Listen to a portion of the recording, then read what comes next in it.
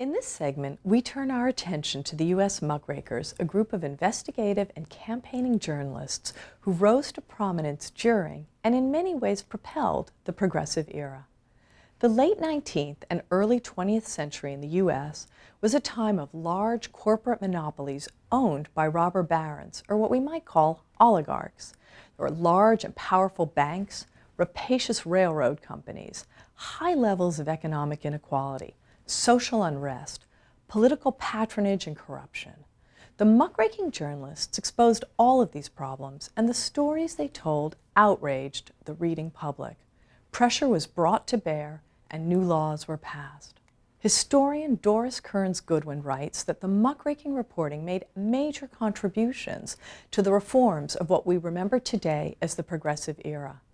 The muckraking period only lasted about 15 years, more or less between 1902 and 1917, but the U.S. muckrakers are still remembered for their hard-hitting, powerful journalism of social problems and corruption, and for the impact they had. Their name is synonymous with investigative journalism. The muckrakers wrote about food safety, overcrowding and poverty in America's rapidly growing cities, brutal working conditions, child labor, corruption in local government, and the large trusts, including powerful megabanks, great industrial monopolies dominating oil, sugar, steel, and other markets, and the railway cartels that bought land across the United States with government support and then charged huge fees to farmers who needed to transport their crops. One of the muckrakers, Upton Sinclair, in 1919 published The Brass Check, a hard-hitting book about commercialism in the media, especially newspapers, depicting them as mouthpieces for their owners and for greedy capitalists in general. This band of journalists who took on corporate and government corruption are called muckrakers because President Teddy Roosevelt accused them of looking only for muck and ignoring the good, much like the man with the muckrake, a character in Pilgrim's Progress, a Christian allegory widely read at the time. U.S. muckrakers included Frank Norris, Jacob Riis, Lincoln Steffens, Ida Tarbell, Upton Sinclair, Ray Stannard Baker, and a dozen or so others. Some of the muckrakers wrote for Cosmopolitan, but they're most famously known for coalescing around McClure's magazine, which was founded in 1893 and based in New York. McClure's began by printing quality fiction that attracted readers. It benefited from lower costs due to advances in printing techniques. In its heyday, its circulation was more than 400,000 copies. The sociologist and media expert Michael Schudson describes how the muckrakers wrote on important and timely topics in a compelling way accessible to ordinary readers.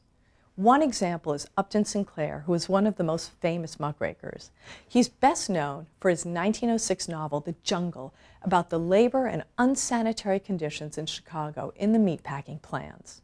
Upton Sinclair was a socialist who cared about the plight of the working man and had written for the socialist weekly, The Appeal to Reason. Like Dwarkanath Ganguly and many intrepid global muckrakers, Sinclair traveled to gather first-hand information.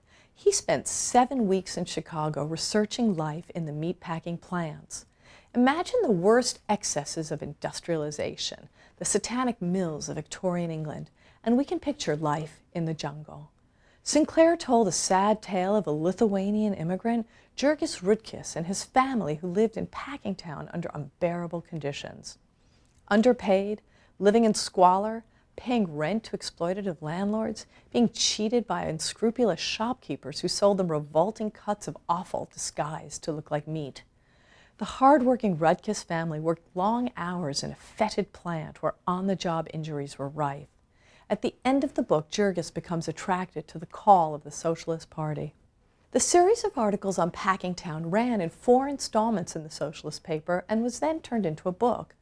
When the book was published, it caused outrage among the American public.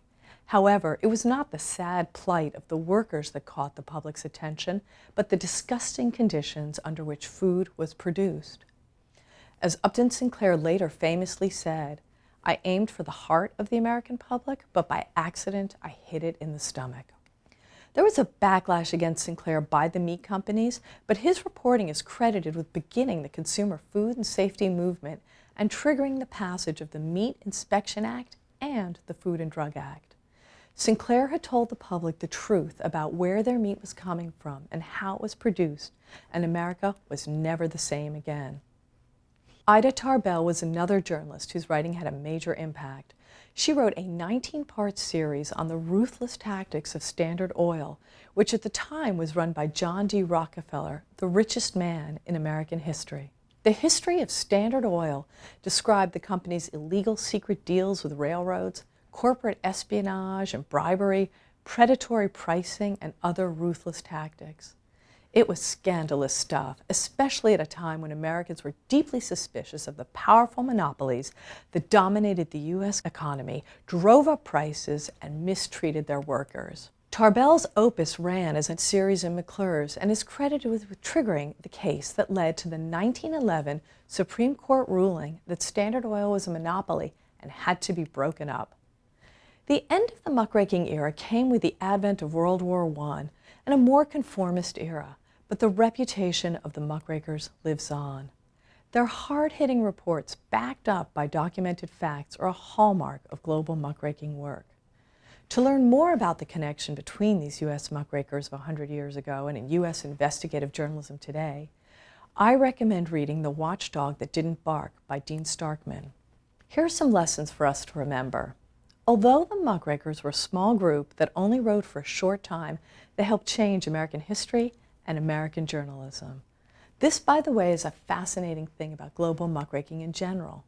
Many of the global muckrakers did not have long careers as journalists.